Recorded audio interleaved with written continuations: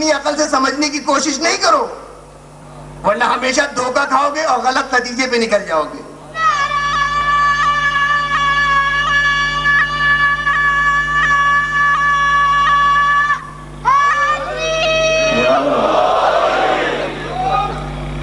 کہ جب بھی مشکل آئے، پریشانی آئے، در اہل بیت پہ ہو، اور دشمن چاہے آج کا ہو چاہے 1400 سال پہلے کا ہو، زرنگ، ہوشیار، عقل مند،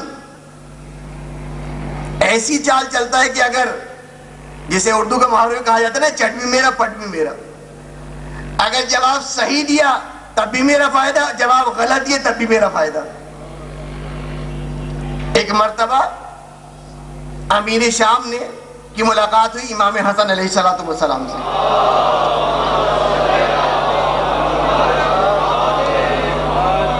اور کہا کہ اے حسن یہ بتاؤ کہ قرآن کا جو یہ دعویٰ ہے کہ وَلَا رَبٍ وَلَا يَابِسٍ إِلَّا فِي كِتَابٍ مُبِينٍ، کیا یہ قرآن کا دعویٰ صحیح ہے؟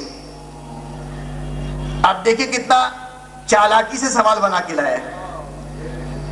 اگر یہ کہہ دیں امام حسن کہ نہیں یہ آیت قرآن کا دعویٰ صحیح نہیں ہے، تو کل معاشرے میں نکل کے کہے گا کہ دیکھو رسول کا نواسا رسول قرآن کو جھٹلا رہا ہے، اور اگر امام حسن یہ کہے کہ نہیں یہ صحیح ہے تو فوراً کہے گا لاؤ دلیل لاؤ، لیکن اسے یہ پتہ نہیں کہ کس سے سوال کر رہا ہے۔ یہ ابو طالب کا بیٹا ہے، ابو طالب کا پوتا ہے اور علی کا بیٹا ہے، جس کی فصاحت و بلاغت اتنی ہے کہ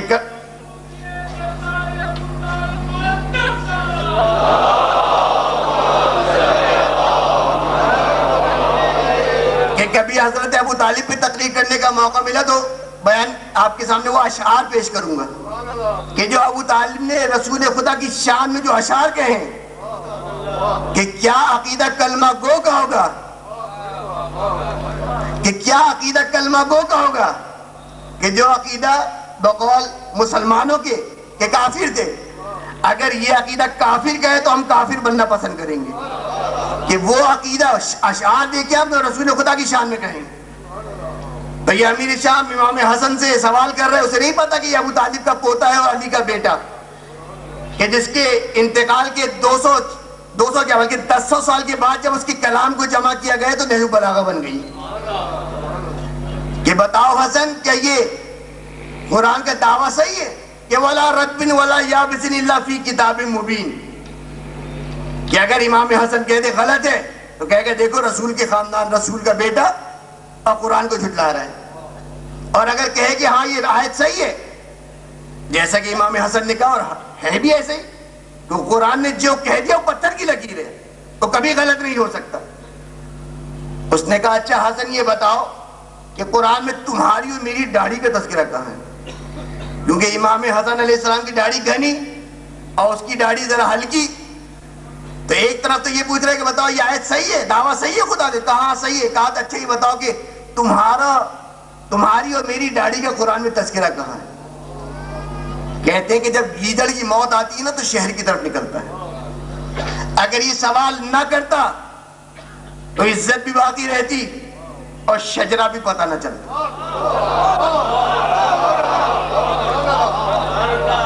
اگر سوال نہ کرتا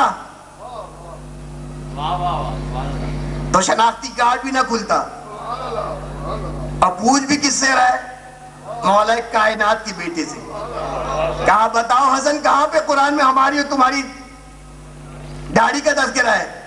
اب اگر یہاں چال دیکھیں کتنی زبردست ہے، اگر امام حسن بتا دیں تو ایک چیز تو مل گئی نا کہ سینہ ٹھوک کے کہیں گے دیکھو قرآن میں ہمارا بھی تذکرہ ہے، لیکن سوال کس سے ہو رہا ہے؟ علی کے بیٹے سے، کہ آیت بھی بتا دی سورہ بھی بتا دیا لیکن زندہ رہے کبھی نہ دعویٰ کیا کہ قرآن میں ہمارا تذکرہ ہے۔ میرے مولا نے کیا جواب دیا؟ کہا تم نے وہ آیت نہیں پڑھی وَالْبَلَدُ الطَّيِّبُ يَخْرُجُ نَبَاتُهُ بِإِذْنِ رَبِّهِ وَالَّذِي خَبُثَ لَا يَخْرُجُ إِلَّا نَكِدًا، کہ خدا قرآن میں فرمایا ہے کہ جو پاک اور پاکیزہ زمین ہوتی ہے نا اس سے اچھی فصل نکلتی ہے، جو کوڑا اور کرکٹ ہوتا ہے اس سے سوائے کوڑا اور کرکٹ کے کچھ نہیں نکلتا۔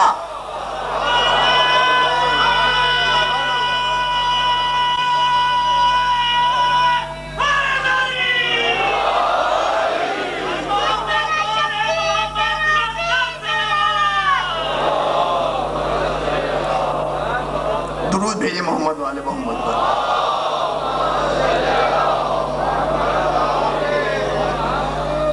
جواب مل گیا لیکن قرآن میں تذکرہ آ گیا, لیکن رہتے دم تک کبھی دعویٰ نہیں کیا کہ قرآن میں کی یہ آیت ہمارے بارے میں نازل ہوئی ہے. وہ تو آداب ممبر کا خیال ہے, ورنہ اس آیت کی اور بھی تفسیر ہو سکتی تھی. لیکن بہرحال محب علی مجمع ساری باتیں خود ہی سمجھ جاتا ہے. یہ دیکھو بارش کی کتاب یہی بن سکتے ہیں کہ جن کی سیرت ایک لہجے کے لیے بھی بدلتی نہیں ہے. اور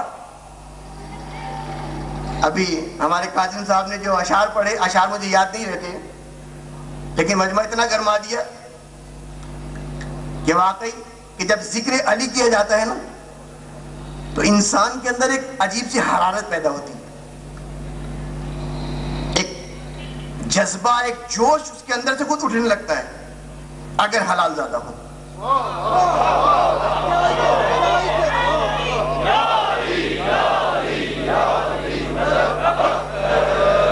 تو یہی اگرچہ مجھے نقطہ پڑھنا نہیں تھا لیکن انہوں نے گرما دیا. یہ بھی سید, ہم بھی سید. سید تو ویسے ہی گرم بہت ہوتے ہیں. کربلا میں دیکھ لو غازی عباس کو. مجھے مصائب نہیں پڑھنے, اور رسول کی حدیث کی بھی تاثیر ہو جائے کہ زینوا مجالسکم بذکر علی ابن ابی طالب. کہ فإن ذکرہ ذکری ذکری ذکر اللہ عبادہ, کہ میرا ذکر اللہ کا ذکر ہے, علی کا ذکر میرا ذکر ہے, میرا ذکر اللہ کا ذکر ہے, اللہ کا ذکر عبادت ہے. تو یہاں پہ ایک چھوٹی سی آیت اور پڑھ دوں اور بھی بتا دوں کہ خدا نے کہا وَمَا خَلَقْتُ الْجِنَّ وَالْإِنسَ إِلَّا لِيَعْبُدُونَ, ہم نے جن و انس کو خلق نہیں کیا مگر عبادت کے لیے. یہ آیت سمجھ میں نہیں آتی نا کہ بھائی نماز تو 5 وقت کی ہے, صبح کی نماز سے پہلے فجر کی نماز پڑھ سکتے ہیں؟ نہیں. ظہر کی اذان سے پہلے ظہر کی نماز پڑھ سکتے ہیں؟ نہیں. رمضان سے پہلے رمضان کے روزے رکھ سکتے ہیں؟ نہیں. حج سے پہلے حج کر سکتے ہیں؟ نہیں. وہ الگ بات ہے کہ مسلمان بدھ کے دن جمعے کی نماز پڑھ لیتے ہیں, وہ الگ بات ہے, لیکن اس کے علاوہ کبھی آپشن نہیں ہے کہ آپ وقت عبادت سے پہلے عبادت کر لیں. تو یہ پروردگار عالم کون سی عبادت کہہ رہے ہیں کہ ہم نے عبادت کے لیے انسان کو خلق کیا ہے؟ یہی ذکر علی ہے کہ جب ذکر علی ہوتا ہے تو خود بخود عبادت کی طرف انسان جاتا ہے. بھائی علی کا ذکر کریں گے تو کیا ذکر کرتے ہیں؟ علی کا جہاد ذکر کرتے ہیں, جہاد خود عبادت ہے. علی کا ذکر کرتے ہیں, نماز آتی, نماز خود عبادت ہے. علی کا ذکر کرتے ہیں, انفاق آتا ہے کہ علی نے ساری زندگی اپنی پیٹھ پہ روٹیاں لاد لاد کے غریبوں کی مدد کی, تو خود بخود ذکر علی وہی عبادت خدا کی طرف لے کے جاتا ہے. اور یہ آج جو ہمیں سزا مل رہی ہے نا, یہ علی علی کرنے ہی تو سزا مل رہی ہے. آج جو اتنی بے دردی سے ہمارا خون بہایا جا رہا ہے, پانی سستا ہو گیا, پانی مہنگا, ہمارا خون سستا ہو گیا. اس کی وجہ یہی ہے کہ ہمیں اس کی سزا مل رہی ہے. اگر آج ہم یہ علی علی کرنا چھوڑ دیں نا تو یقین جانو یہ ساری مصیبتیں ختم ہو جائیں گی, لیکن یہ ہم چھوڑ ہی نہیں سکتے. جو چیز جینیٹک پہ چلی جائے نا وہ نکلتی نہیں ہے. آج کل میڈیکل میں سب سے ہائی چیز یہی ہے نا کہ جب کسی طرح نہ پتہ چل سکے کہ مرنے والا کون ہے, کیا ہے, تو اس کا جین چیک کرتے ہیں کہ پتہ چل جاتا ہے کہ یہ کون ہے, کیا ہے. یہ ہماری جین میں آ گیا, یہ ہماری جینیٹک میں آ گیا, یہ نکل ہی نہیں سکتا. ہماری مثال تو اس پروانی کی طرح ہو گئی کہ جو شمع کے گرد گھومتا ہے, گھومتے گھومتے اسی شمع میں جل کے مر جاتا ہے لیکن شمع کو نہیں چھوڑتا. تو اگر ہم نکالنا بھی چاہیں نا تو یہ نکل نہیں پاتا. اور مومن کو میں اپنی مجلسوں میں تقریباً یہ کہتا ہوں کہ مومن کو 2 رکعت نماز شکرانے کی پڑھنی چاہیے اس بات پہ کہ خدا نے اس کو پیرے ہوئے ولایت علی ابن ابی طالب کے گھر میں پیدا کیا. یہ اتنی بڑی نعمت ہے کہ ایسے بیٹھے بیٹھائے مل گئی نا, اس لیے قدر نہیں ہے. یہ تو جب انسان یہاں سے جائے گا وہاں تب پتہ چلے گا کتنی بڑی نعمت اس کو خدا نے دی تھی. اور آج جو دنیا ہم پہ مصیبت ڈھا رہی ہے سمجھ رہی کہ اس مصیبت سے پریشان ہو کے چھوڑ دیں گے در اہل بیت کو. ایسا نہیں ہے، بلکہ ہم تو وہ ہیں کہ اگر محبت علی میں جہنم میں بھی جانا پڑے نا تو ہم اس میں خوشی سے جائیں گے، اگرچہ محب علی جہنم میں جائے گا ہی نہیں. مرزا غالب بہت بڑے شاعر گزرے ہیں، اور انہوں نے ایک مرتبہ شعر کہا، جیسے کہ میری عادت ہے شعر بھول جاتا ہوں، شعر و شاعری کا شوق بہت ہے لیکن شعر یاد نہیں رہتے. آخری مصرع یاد ہے کہ مرزا غالب کا شعر تھا، اس کا مصرع یہ تھا کہ یہ بندہ ابو ترابی ہے. مفتی بھوپال نے جب یہ پڑھا ایک مرتبہ چونک گیا، کہا ارے علی کی بندگیت اختیار کر لی، کافر ہو گیا. کہ جیسے آج آپ جگہ جگہ دیکھتے نا کافر کافر کافر، یہ ریشہ وہیں سے آ رہا ہے. کہ کہا یہ بندہ ابو ترابی، یہ کافر ہو گیا. ایک خط لکھا، عمل بالمعروف تو واجب ہے نا، کوئی اگر غلط راستے پہ جائے تو واجب ہے کہ اس کو صحیح راستے پہ لاؤ. عمل بالمعروف کیا، اور مرزا غالب کو خط لکھا کہ اے مرزا، پہلے تو تمہارے بخشے جانے کی امید تھی، لیکن جب سے تم نے علی کی بندگی اختیار کر لی اب تمہاری بخشش کی کوئی امید نہیں ہے. علی والا ہو تو ایسا. مرزا غالب نے جواب کیا لکھا؟ جواب دیا کہ یہ تو مجھے پتا ہے کہ میں جہنم میں جاؤں گا، لیکن تجھے ہی نہیں پتا کہ میں جہنم میں کیوں جاؤں گا. یہ کوئی تو مجھے نئی خبر نہیں دے رہا کہ میں جہنم میں جاؤں گا، تو مجھے پتا ہے جہنم میں جاؤں گا، لیکن تجھے یہ نہیں پتا کہ میں کیوں جاؤں گا.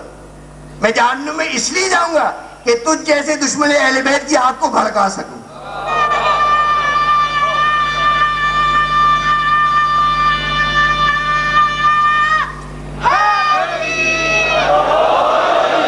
تو یہ ہے علی والے، یہ ہیں کہ اگر عذاب بھی آ جائے نا اور علی کے نام پہ آئے تو کوئی مصیبت، کوئی پریشانی، کوئی ٹینشن ہے ہی نہیں. پچھلے سال کبھی محرم کا عاشور کا جلوس دیکھا نا آپ نے کراچی میں،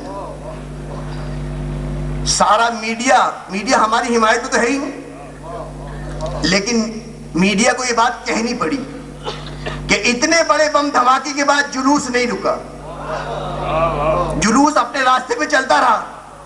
بھائی جو جلوس میں لڑکا تھا اس کے ذہن میں یہ تو آیا ہوگا نا کہیں میرا باپ تو نہیں مر گیا، جو جوان ہوگا اس کو خیال آیا ہوگا نا میرا بھائی تو نہیں مر گیا.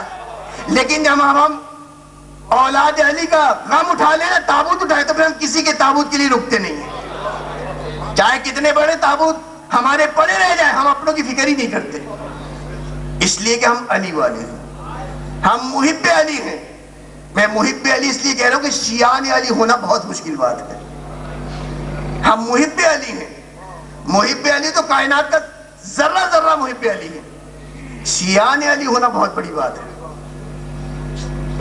آمش مکے کا رہنے والا ایک آدمی مدینے آیا، اس نے عجیب منظر دیکھا.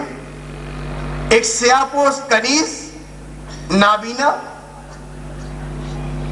کندھے پہ پانی بھرا وہ مشکیزہ اٹھائے اور یہ کہہ رہی کہ میں علی سے محبت کرتی ہوں، اس خوشی میں آگے پانی پی لوں.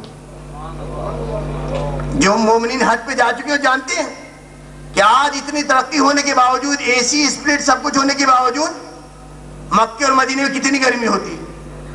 تو 1400 سال پہلے کا مدینہ، وہ بھی صنف نازک، وہ بھی نابینا، وہ بھی دوپہر کی کڑکتی دھوپ میں فری میں پانی پلا رہی ہے، جبکہ پانی تو آج بھی سعودی عرب میں خرید کے پینا پڑتا ہے.